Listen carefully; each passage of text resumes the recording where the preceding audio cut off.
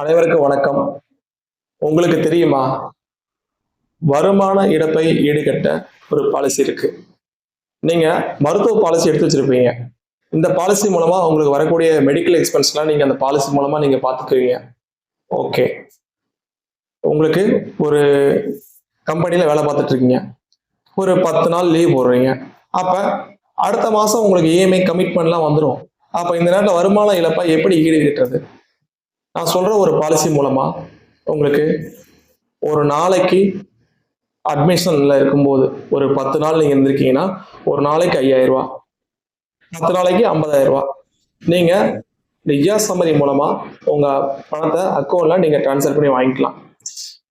இந்த பணம் நீங்க எத்தனை நாள் லீவ் போட்டிருக்கீங்களோ அடுத்த மாசம் உங்களுக்கு வரக்கூடிய கமிட்மெண்ட்டுக்கு ரொம்ப சப்போர்ட்டா இருக்கும்.